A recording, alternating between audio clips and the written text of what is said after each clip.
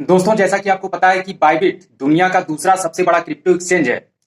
लेकिन दोस्तों, अभी करीब 2 से 3 दिन पहले की ये न्यूज़ है कि बाइबिट एक्सचेंज को हैकरों ने हैक कर लिया और करीब 1.5 बिलियन डॉलर का क्रिप्टो चोरी किया गया।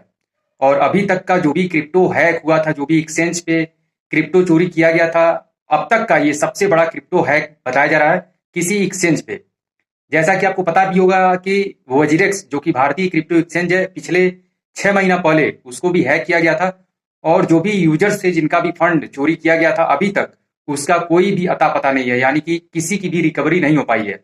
और ऐसा पिछले 4 साल से होता चला आ रहा है कि हर साल कोई ना कोई एक्सचेंज हैक किया जाता है और जो भी यूजर्स हैं उनका जो फंड है उसको चोरी होने के बाद उसकी कोई रिकवरी नहीं हो पाती है। ये बहुत बहुत बड़ा माइनस पॉइंट है एक्सचेंज पे। अगर हम अपना फंड रख रहे हैं और फंड के साथ अगर कुछ भी हो रहा है, चोरी हो रही है या फिर फंड फंड गायब हो जा रहा है, तो इसकी रिकवरी नहीं हो पाती है। ये बहुत ही माइनस पॉइंट है।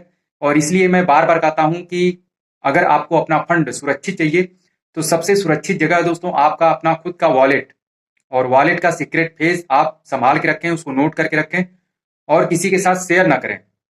तो आपका जो फंड है ग्रोथ भी होगा, और साथ में ग्रोथ तो कहीं पे भी है उसको होना है, लेकिन सुरक्षित रखना ये काफी इंपॉर्टेंट है, क्योंकि काफी लोग जो है लापरवाही करते हैं।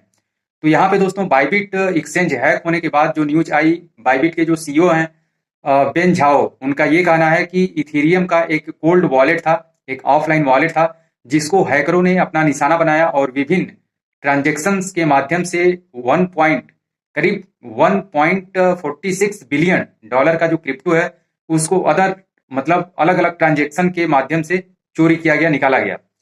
तो यहाँ पे झाओ ने यह भी साफ किया है कि बाइबिट अभी भी सॉल्वेंट है और जो भी यूजर्स हैं उनका जो फंड है वो सुरक्षित है, जो कि एक राहत वाली बात है।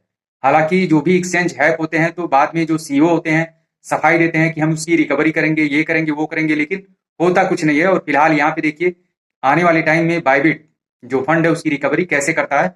और घाटे को कवर करने के लिए, रिकवर करने के लिए ब्रिज लोन के माध्यम से करीब 80% फंड सुरक्षित भी कर लिया है बाइबिट ने।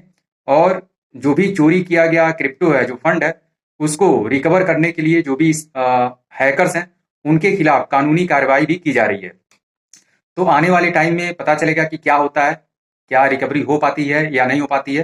फिलहाल दोस्तों यही सीन चल रहा है। पिछले 4 साल से किसी भी एक्सचेंज का कोई भी भरोसा नहीं है कि कब हैक हो जाए और आपका जो फंड है, आपने जो रखा हुआ है एक्सचेंज पे, उसकी चोरी हो जाए।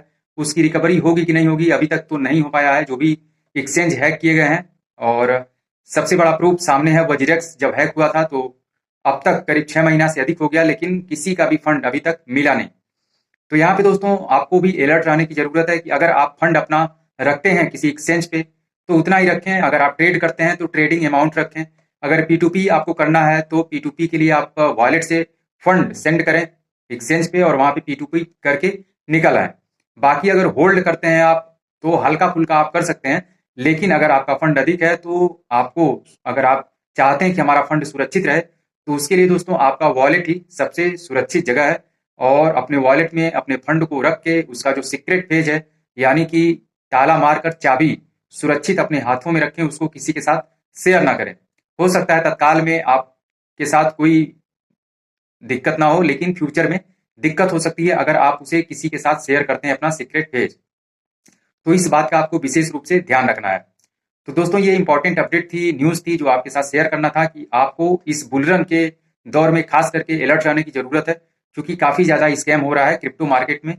तो आपको भी अलर्ट रहने की जरूरत है, अपने फंड को सुरक्षित रखने की जरूरत है। तो एक्सचेंज पे उतना ही रखें जितनी जरूरत है आपको, और आपका काम होने के बाद उसको वापस अपने वॉलेट में आप ट्रांसफर कर लें। और वॉलेट को भी आप सुरक्षित रखें। और कुछ चीजें ऐसी और हैं, जैसे आप अगर अपने वॉलेट का एड्रेस कहीं पे शेयर कर रहे हैं तो एक आप डम्मी एड्रेस बना लें, एक दूसरा वॉलेट बना लें। ऐसा नहीं कि जिसमें आपका फंड है उसी वॉलेट को, उसी एड्रेस को आप शेयर कर दें कहीं पे भी, सोशल मीडिया पे या फिर कोई भी एयर ड्रॉप लेने के लिए या किसी अदर वर्क के लिए। अगर इस तरीके से आपको शेयर करना है तो आप एक दूसरा वॉलेट क्रिएट कर लें और उसी को कहीं पे भी अगर आपको शेयर करना है, जरूरत हो तो उसको आप शेयर करें, ना कि जिसमें आपका फंड है उसको आपको शेयर करना है। तो दोस्तों ये विशेष रूप से आपको ध्यान देने की जरूरत है और अपना जो फंड है उसको सुरक्षित रखने की जरूरत है, क्योंकि किसी भी एक्सचेंज का कोई भरोसा नहीं है। तो दोस्तों ये अपडेट थी, ये न्यूज थी जो आपके साथ शेयर करना था। बाकी मिलते हैं अगली वीडियो में एक नए टॉपिक के साथ। तब तक अपना ख्याल रखिए, स्वस्थ रहिए, मस्त रहिए।